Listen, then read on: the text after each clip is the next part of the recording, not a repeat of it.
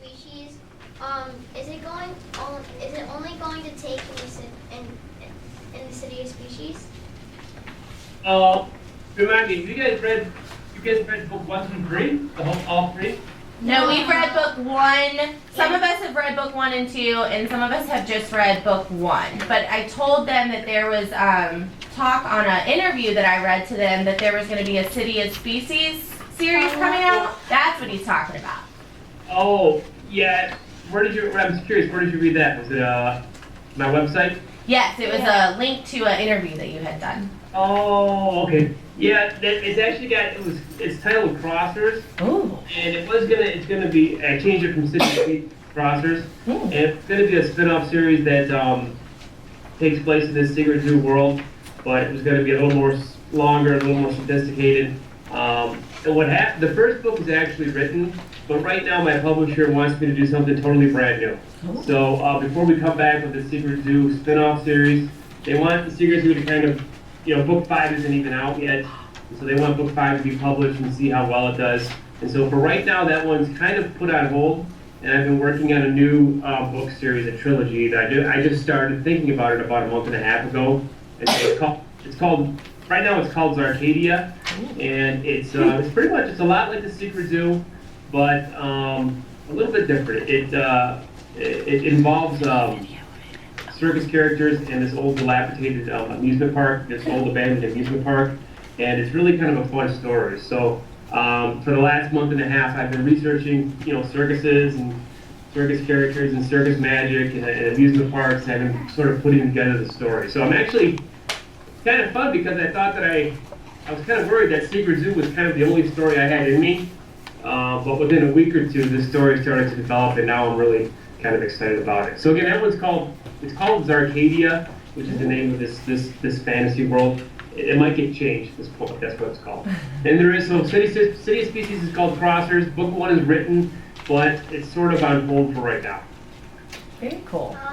Did you have the same amount of imagination as you were a kid? Yeah. Did you guys happen to read the story about how I wrote this, or how I came up with the idea when I was 9 years old? Did you guys hear that? Yeah. Yes. Some of us have. I don't remember. What's kind of fun about the Secret Zoo is that the idea for the story to me when I was about 9 years old. So when I was when I was your age, I had a super active imagination, and I used to go to the zoo. When I went to the zoo, I noticed all these secret spots inside these zoo aquariums. By secret spots, I mean like in caves or around corners, or up in the treetops. Just these secret places that you couldn't see into. And so my imagination kind of took over to imagine this kind of secret zoo world. So what's really fun is that, honestly, guys, almost the whole story of Secret Zoo, from books 1 through 5, or all the way up through 10, pretty much imagined in my childhood. So that's kind of neat. But actually, my imagination was more powerful when I was your age than it is now. I mean, now I just sort of, what happened for me, guys, is when I was, roughly about 3rd grade, maybe 4th grade, I used to play with toys a lot. And what happened, I used to play with Star Wars. Star Wars was the big movie in my day, and I used to have all the action figures, and we used to play, I'm talking about hours by myself, on and on and on. And so I had a really strong friends, and what happened was, we got a little older, and we started playing sports, started doing other things, and all of a sudden, toys weren't quite as cool as they used to be. And I was really nervous about it. I'm like, okay, wait a minute, we're going to wear toys? How is that going to work out for me? Because I didn't want to give up on my imagination. And so when I was in 6th grade, I wrote this really long short story called The Weekend Gang, and it was the first time when I saw that I could really put my imagination into my writing. So that's when what happened for me is I kind of took my really wild imagination that I used to play with toys and create these fantasy worlds, and I put it into writing. So, and it's still very much alive today. Not like it was, but I mean, you guys are at a special point in your lives where your imagination hopefully is really strong. Nice. Let's go Hasana to you. Nice and loud. Are you ever going to make a movie? There's been lots of talks about a movie. We've talked to a lot of people in Hollywood, different studios and producers, and there's been a lot of interest. The problem with movies, honestly, guys, it's super difficult to have a book made into a movie. And The Secret Zoo, Pretty much at least 40 different studios or producers have looked at the Secret Zoo and sort of said, hey, can we make a movie out of this, blah, blah, blah. Oh. And pretty much everyone is thinking this is going to be like, it'll work best as like a Narnia film. What I mean by that is like real kids in a computerized world. And that's really, really expensive to make. So everyone's kind of nervous because, the more money they put out to create the film, the more money it has to make before, they can eventually make a profit. So they're a little bit nervous about putting all that money into the Secret Zoo just yet. But having said that, guys, I get that, at one point Disney had it, and they had it for a long time. They took it to the second level of consideration, and I was pretty pumped up when Disney had it, but nothing ever happened there. But with each book, honestly, producers sometimes email me directly, so I know there's still interest in the Secret Zoo becoming a movie. So maybe someday. Kellen? How did you come up with the characteristics for the characters? Were there anyone in your family or friend like them? I'm sorry, you broke up a little bit. The character, which character? How did you come up with the characteristics for the characters? Were there anyone in your family or friend like them? The main character is the Action Scouts. Is that what it was? Yeah, or any of the characters based off people in your real life. What's really fun about the Scouts is that if you take the 4 different Action Scouts, or at least the 3 that you meet in book 1, Noah's really brave. And Ella, she's kind of witty and sarcastic and kind of rude for her friends sometimes. And Richie, he's kind of a wimpy guy. If you take all their different personalities and roll them into one, what you really get is kind of my personality, or probably any one of your personalities. We're all a little bit brave. We're all a little afraid of stuff, and we're all sometimes a little too sarcastic than we need to be. So for those characters, I just took a small part of myself and actually created a full character around that. Now, having said that, I can tell you guys, looking at the Secret Zoo world and all the different characters, as you guys continue to read on, you meet the Descenders in book 2, the Spectres in book 4, there's a group of kids called the Technicals in group 5. There's all these different characters come in. The Scouts are always the primary characters, but all these different characters come in and sort of help out in the Secret Zoo adventures. So, really all those different characters are really a different part of me. And, there's a part of me that's kind of old and wise, and he became the Mr. Darby. It was very easy to make Mr. Darby based on the amount of wisdom that I've had in 42 years of living. So, Tank was the part of me that's strong and, wants to knock things over and just sort of, be that type of a character. So all the different characters are really a different part. Even the animal characters. Podgy, he's like the part of me that's sort of, I don't know, almost like a pet. That follow you around. So, does that make sense? Really all the different characters that you see are in some way a different part of me. Very cool. Does anybody have one that's not a movie-related question, since you already answered?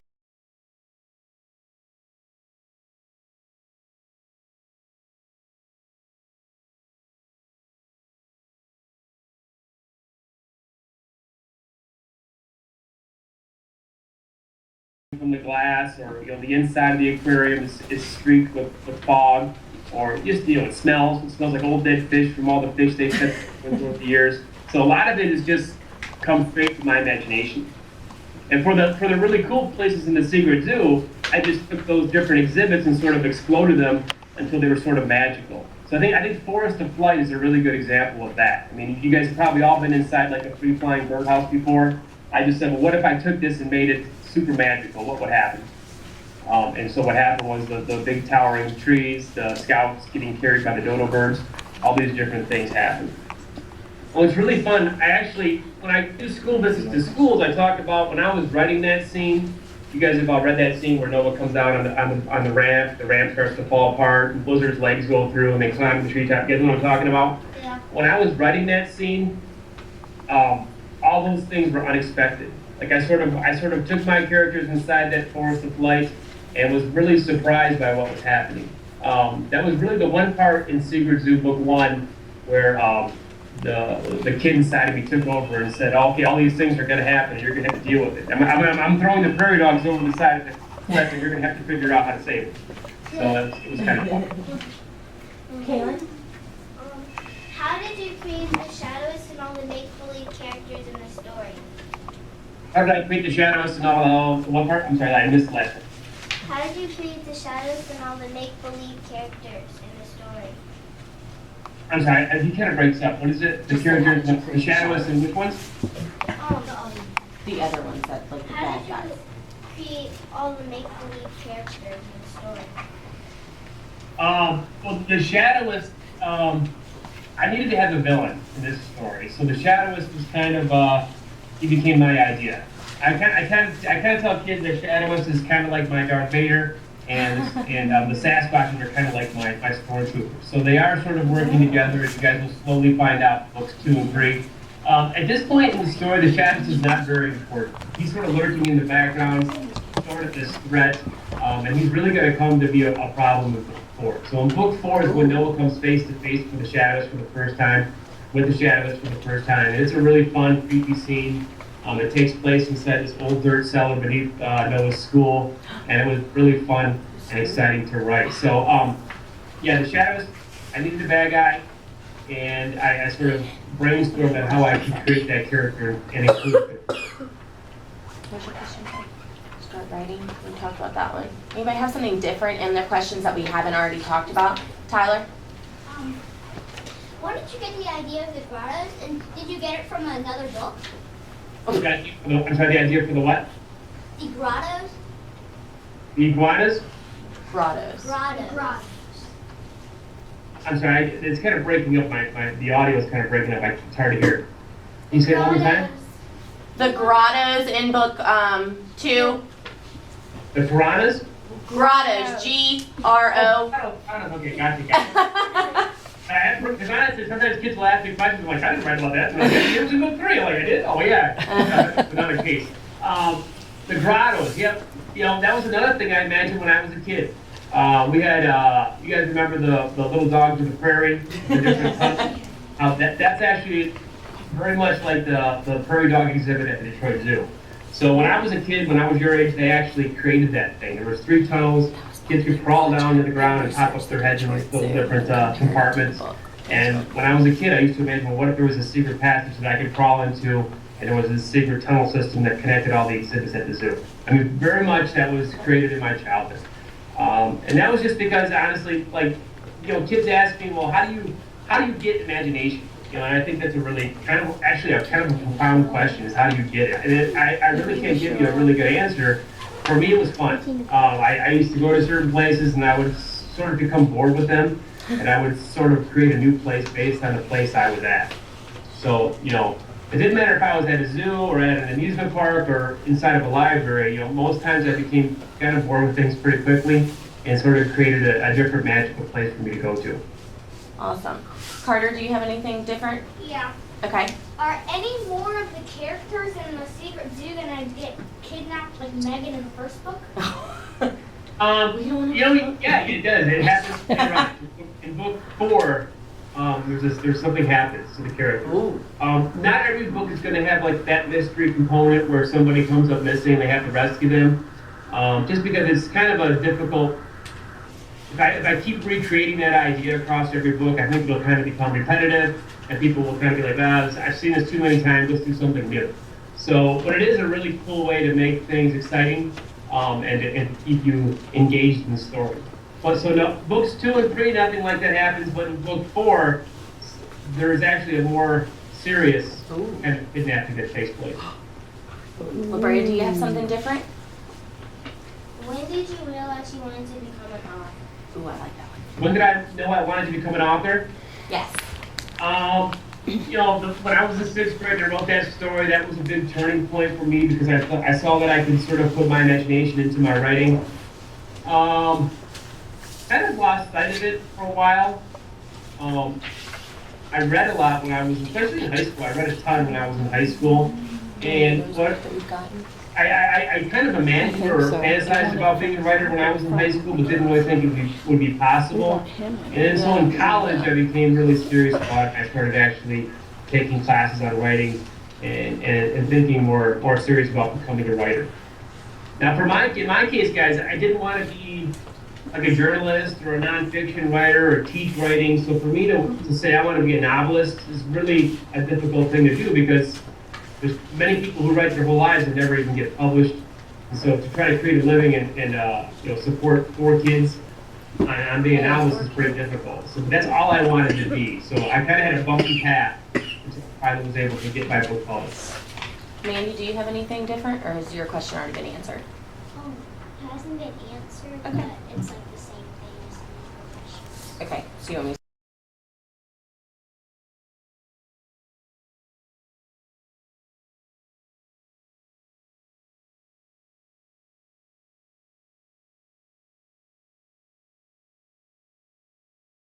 In 6th grade, and there's a very tense action sequence at the end of that book, involving the Shadowists and involving Sasquatches and the kids' school.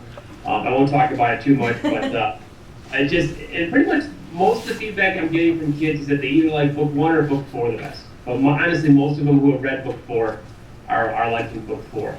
Now, a favorite book otherwise, Charlie the Chocolate Factory is probably the one that really stands out. Cool. Devin, do you have one, or has it been answered? It hasn't been answered. It hasn't? It did. Okay. Grace? Why did you name the kids Noah, Ella, Richie, and Megan? I'm sorry, why did I name? Why did you name the characters Noah, Ella, Richie, and Megan? I did sort of use nieces and nephews' names in the books. Noah, I have a nephew, Noah. There's also a Hannah, who's a descender, Sarah, who's a specter, and Zach, who's a technical. So I did use their names. And then my own kids, I actually put my own kids' names in the books. Ella, I have a daughter named Ella, she's your age. She's actually in 4th grade. So I used her name in book 1. Once my son Sam was born and he realized Ella was being included in the book, he insisted he become a character. So Sam became the lead descender in book 2. Then Evelyn, we call her Evie, and she's the lead of the Spectres in book 4. So, their personalities aren't necessarily the characters, but their names are. And I always tease my kids that they can't behave at home, then I'm going to kill off their characters in the book. So that's how they contain order at home. And Eli, my youngest child, Eli, he was just born. My other kids are older. They're in 4th, 2nd, and Eli was just born, so he kind of came a little too late to the scene to be included in Secret Zoo. So he's the main character in Zarcadia is Eli. Oh, that's neat. Aiden, do you have one? Or has it been answered? It's a Seth? On the next books, will you add pictures so we can understand what's going on more better? I would like very much for there to be pictures, but unfortunately that's a decision that the publisher makes. Almost in all cases, guys, the author, unless the author is also an illustrator, he doesn't have any say on the illustration. So they make decisions. Honestly, I think they're financial decisions. There's a cost to have somebody draw all these different pictures. One thing that's really cool though is I'm about to put up a new Secret Zoo website, and it's going to have a really cool picture. The main picture is going to be really cool. It's going to have the city of species. It's going to have 4 scouts, 1 descender, 1 specter, 1 technical. It's going to have Mr. Garvey and plants and animals. So it's really, the illustrator's actually finishing up the illustration for that, and the website will go up in a couple months. So and that will give you a really, I think, a better visual for the bigger Secret Zoo story, the different characters. It's not just restricted to the 4 scouts, there's always other characters that come in and influence this world. But yeah, I would love to have more pictures. We have a couple more. Is that okay? A Yep. couple more questions? Sure. Okay. Ashley, have you gone? Or has it been answered? No, I thought of one. Okay, go ahead. Mr. Chick, who is your favorite character in the Secret Zoo books? Oh. My favorite, with the books, guys, what's kind of neat is that I have different characters and different points of view. So if you guys are talking about points of view, a point of view is basically, I tell the story as if one of the characters is experiencing the story. So I tell it through their point of view.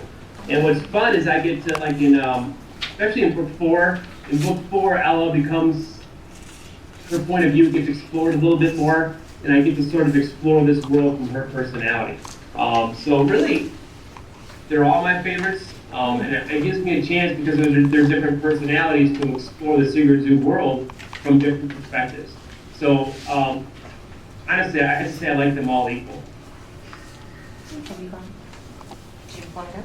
Okay. If you were Megan, how would you feel? I would feel if I were Megan, I would certainly be afraid. I mean, it is kind of a scary premise. I guess you have a child that's been missing for 3 weeks and she's locked up in this this terrible place called the Darklands. So yeah, I would be really afraid. At one point, I actually, in book 2, I had a scene. It was a full chapter that described Megan inside the Darklands and how she was actually pulled into the Darklands from the Chamber of Lights. It was awesome. It was really, really creepy. And it was really fun. But my publisher wanted to cut that scene because they thought it was too much backstory. One of the ideas in books is that the story has to keep moving forward. And if you have too many flashbacks or looks back at what happened, then it can kind of slow down the story. But I really hated to cut that scene because I thought it was really dramatic. I'm thinking about maybe someday I might put like some cut scenes up on the website or something for kids who want to like experience more of a big story. All right, Zach. If you could, would you change anything about the story? Yeah, that's good. I get that question sometimes, and I would honestly. One of the things with you guys talk about editing or revising your work or stuff like that, And writing, or yeah. copy copies or whatever. It's difficult to know when you're done. Like when are you done? I mean, you can always go back and keep going back and keep making it better. At what point do you finally say, I'm done, I'm going to hand it in, or I'm going to make a book out of it? And it's tough to know. It basically it comes because of time you have to sort of accept what you have and put it out there. And I did that with Secret Zoo, and honestly, in book 1, I would have liked to have changed. I would like to change, or would have liked to change, the prairie dog exhibit, the one inside the Secret Zoo. It was kind of dull. I think I could have done something more exciting. Like Forest of Flight was really exciting, really magical, and the prairie dog exhibit was kind of bland, actually. Not much really happened there. And the reason it was like that was because, honestly, guys, when I first had the characters kind of go over into the Secret Zoo world, I was pretty unsure about what it looked like. So somebody earlier asked me about scenes. Like, how do you visualize scenes? And honestly, when I first got to the Secret Zoo, all I really saw was this really sort of like these different exhibits, and sort of like a boring downtown area where you have all these different buildings, storefronts with different doors. And I started moving the characters around, and then the city species started to grow and grow. And then I thought, man, this could be a really cool place to visit. So they sort of take kind of different shapes. The animals were there. It was sort of a central place for all the different characters to come.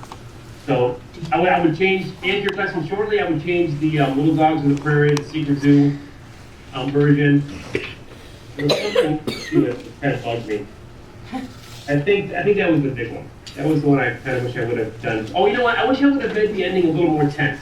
Oh. I can tell you guys, in all honesty, the ending, I don't know if you guys, some people comment that it felt a little bit short, or could have been more dramatic. I have to be honest that when I was writing that book, I got fatigued I wrote that book, I did like 60 drafts in that book. I kept changing things around, and I was literally tired at the end. And I was kind of lazy to go back and put more action into it. Sometimes when you're writing a scene, it can be difficult, and I didn't want to, I was kind of lazy. I mean, as crazy as that sounds, writers get fatigued too, and they don't always want to write, just like you guys might want to go outside and play in the sunshine, we're the same way. And so I wish I would have made that more dramatic, that ending. Josh? When is book 5 coming out? When is book 5 coming out? Yeah. Yes. Book 5 comes out in September. Ooh. So book 5 is completely written. You can see the pictures of them online at the website or at Google or whatever. And it's called Raids and Rescues. Comes out in September. Trevor? Michael? And Brady? Do you enjoy writing The Secret Zoo? Do I enjoy it? Mm-hmm. Yep. I like to be honest with kids about this because I know when I was your age, writing was a frustrating thing for me, and I never thought I was any good at it. It was really difficult. And honestly, guys, pretty much all the authors I know, and I'm meeting more and more authors, we all sort of had that same experience. There is some effort involved. And sometimes it's like, I don't want to do this. I want to go do something else. I want to go for a jog or be with the kids or do something more fun. So what I've always found though is that this is my daily writing process. I sit down to write. I'm sort of tired. I got my cup of coffee. I'm really not into this. I'm like, oh boy, I gotta do this again for the next 5 hours. How can I do this? And I start to peck away at the keyboard, and it's really difficult. The scenes aren't developing in my head. I can't find the right words.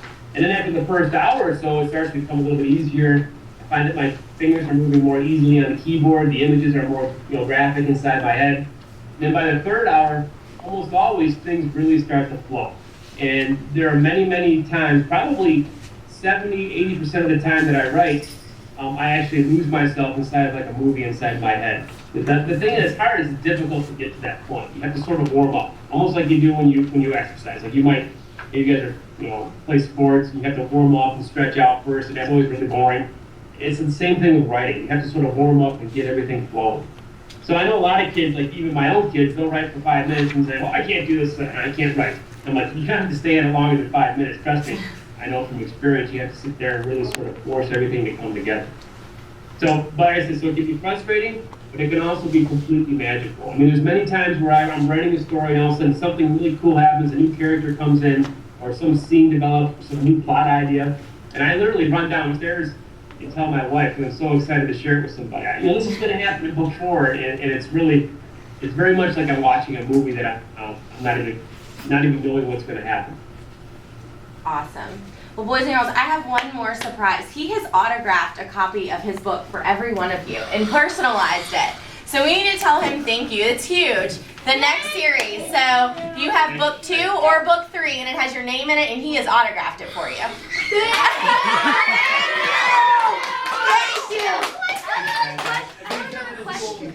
There you go. We are. You guys cool? Is it soon? We get out. We have 2 weeks. We have big tests coming up, and then we're out for the summer. So we're looking forward to it. How's the weather in Virginia? Hot right now? Oh, it's very hot. So we're looking forward to recess today. Well, thank you so much. We have this. You have made their day. Cool. Well, thank you for reading the books, guys. Thanks for reading the books, and thanks for all your really great questions. All right. Thank you. See ya. Tell them bye.